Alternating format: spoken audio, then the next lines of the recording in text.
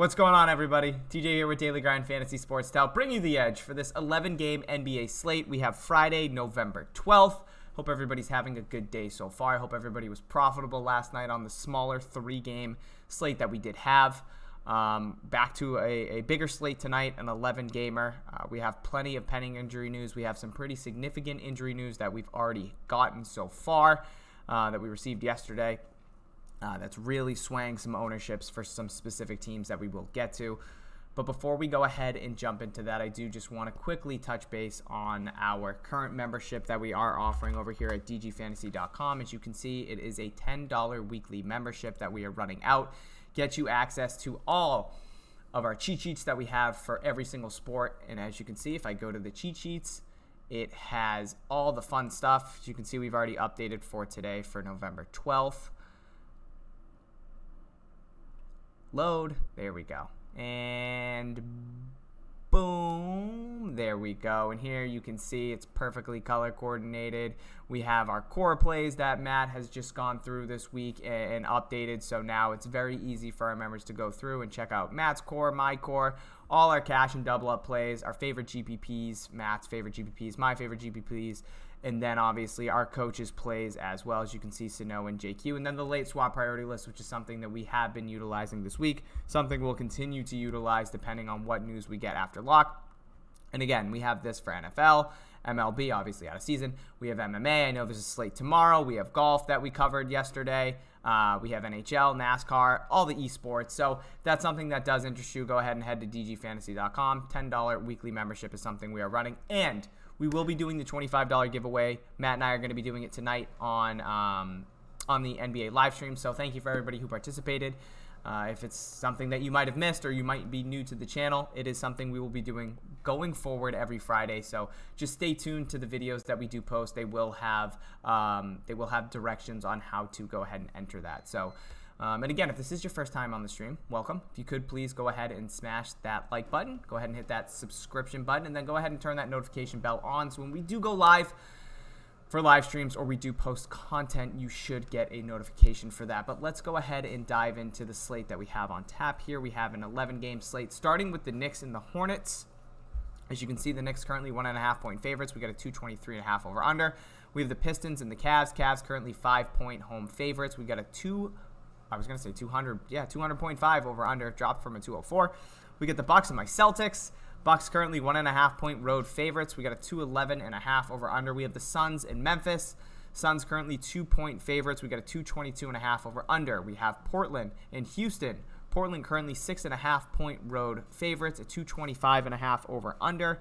We have the Sacramento Kings in OKC. Sacramento currently 4.5-point road favorites, a 219 over under. We have Brooklyn Nets and the Pelicans. Nets currently 8.5 road favorites, a 214.5 over under. Dallas in the Sacramento Spurs and San Antonio Spurs. Excuse me, Matt. 3-point favorites are Dallas on the road, a 219 over under. We have Atlanta and Denver. Denver, Jokic back, 4.5-point home favorites, a 214.5 over under. We have Golden State at home against the Bulls, 5.5-point favorites are Golden State, a 221.5 over under. And then the late game, 10:30, the Lakers at home against Minnesota. The Lakers 2-point favorites right now, a 223 over under, which is the highest that we currently have on the slate, second highest behind the Knicks and Charlotte. Charlotte's playing at an absurd pace so far this year. Let's go ahead and touch base on the injury news that we are pending and still that we've already gotten. We got the Knicks. We got Nerlens Noel currently questionable. Did miss last game. PJ Washington, so no new news there for Charlotte. Milwaukee, Giannis is going to be good to go. Obviously, Brolo, Middleton, and Dante are still out. And then for the Celtics, Jaylen Brown's still out. Detroit, Kelly Olynyk did get ruled out. So some value there for Detroit. Cleveland, same situation here. Kevin Love and Markkanen. And then obviously Sexton missed last game. He'll continue to miss there. So another big piece for Cleveland out. Brooklyn, same thing. Claxton and Kyrie out. Pelicans, same thing. Ingram continuously being questionable, continues to miss. Herb Jones came back last game, but now we have Najee Marshall questionable with it was the knee for Najee. So something to keep an eye on there with the Pelicans, who are 1-11, brutal. Portland, we do have Norman Powell questionable. Houston, KPJ should be good to go tonight. So nothing crazy there, but if Norman Powell does sit, that does open up some value for Portland. Sacramento and OKC, same thing. Terrence Davis and Halliburton, both questionable. Woodard is irrelevant. Phoenix, Ayton, Saric, both out. Memphis, Steven Adams, questionable. Dylan Brooks came back, played in his first game 2 nights ago. He was actually really good. He had 39 DraftKings points, and he played quite a bit of minutes. I was surprised at that. Yeah, he played 26 minutes, and he looked good off the bench there for Memphis.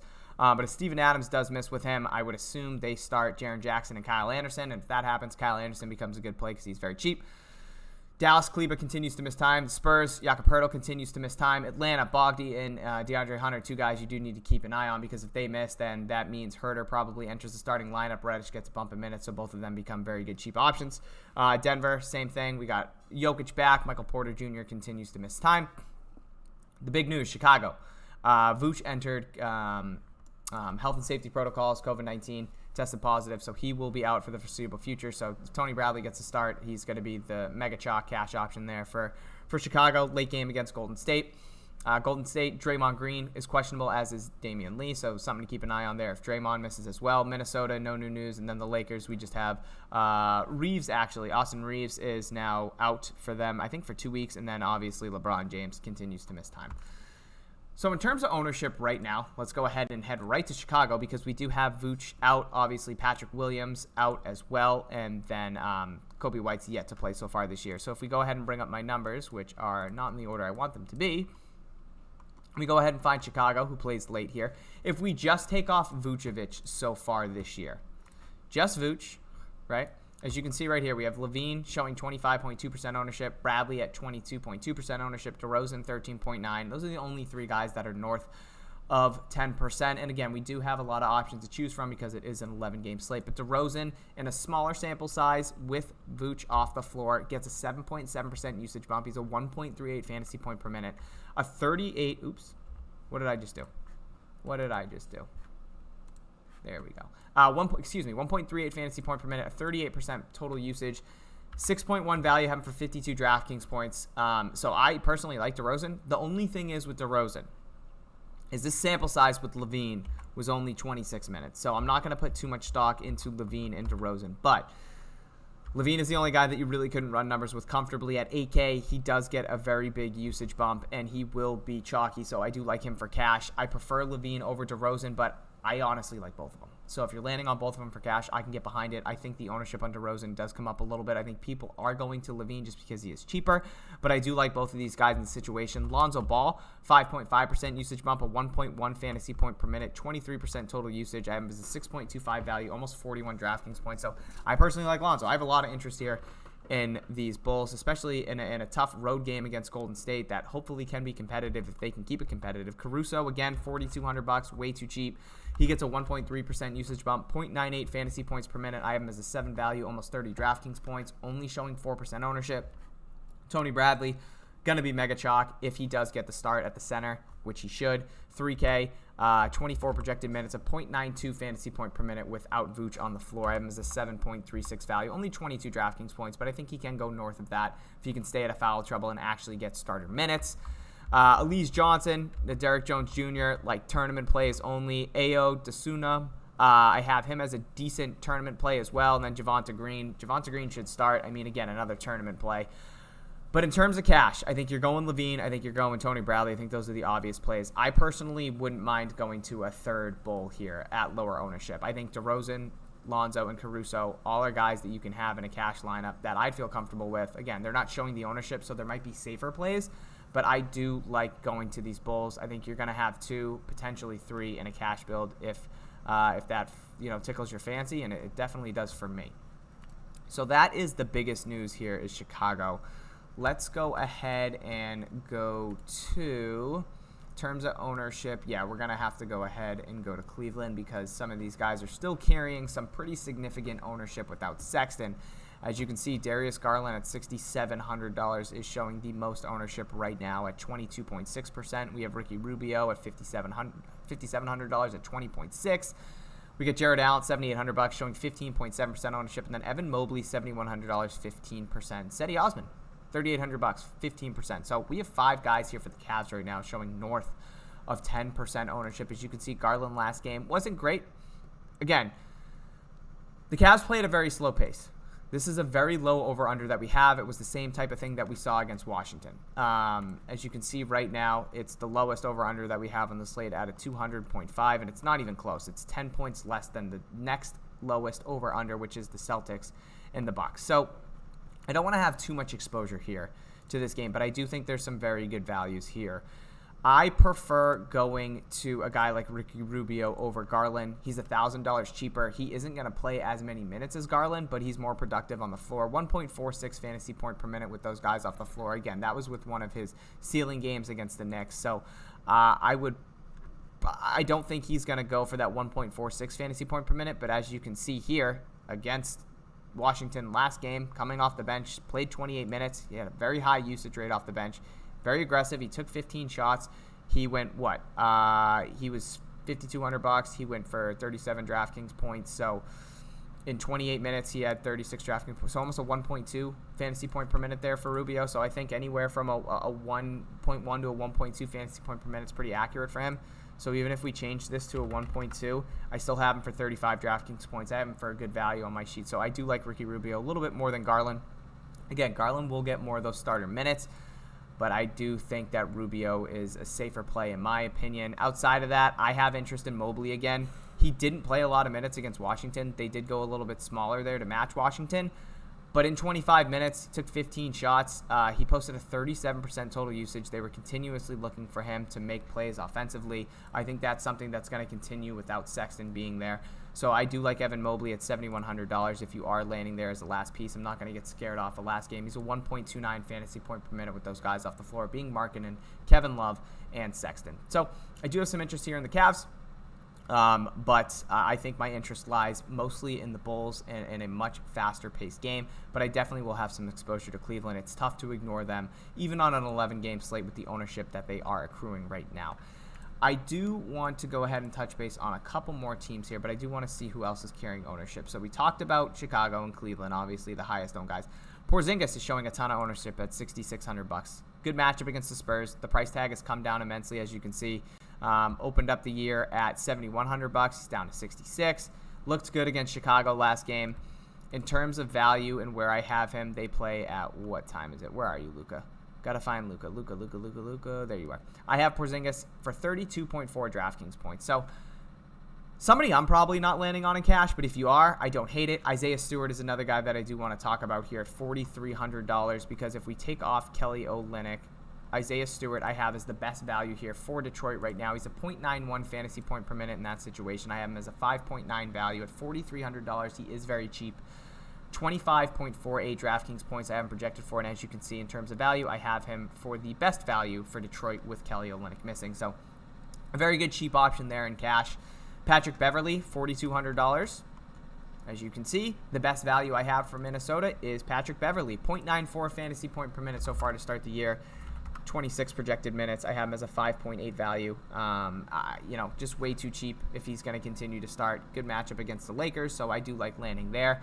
OKC, they are still carrying some pretty cheap price tags. Baisley and Dort are the two guys I have that rate out the best right now. As you can see, Giddey carrying more ownership than Dort, but Dort at $4,500, a 5.26 value.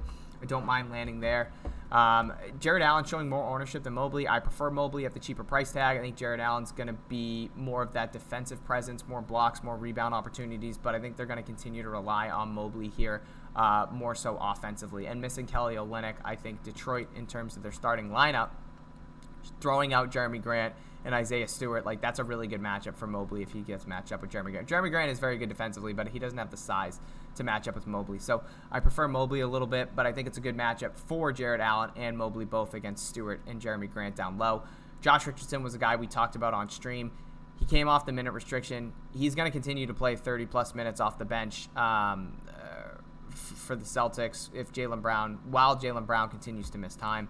And if we go ahead and look at the Boston Celtics here and the numbers that I ran, Jay Rich, best value, 6.1 value. I have him for 20 DraftKings points at $3,300. And again, that's at 27 minutes. If he plays 30, I have him for 22.36 DraftKings points. So I do really like Jay Rich as well, coming off the bench.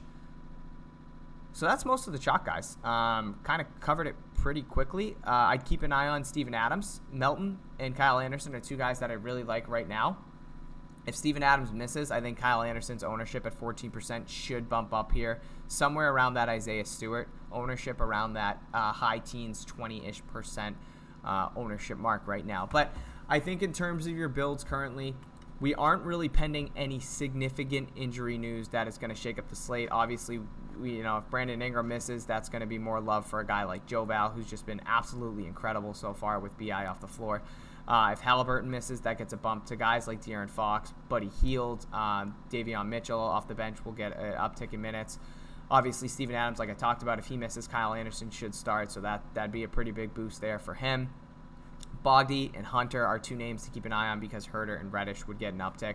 And then if Draymond Green misses tonight against Chicago, that would be pretty significant. So definitely something to keep an eye on there. But I think in terms of building tonight, you're definitely going to want your exposure to Chicago. You're definitely going to want your exposure to some of those cheaper Cleveland guys. Not too much because, again, that over-under is really scary.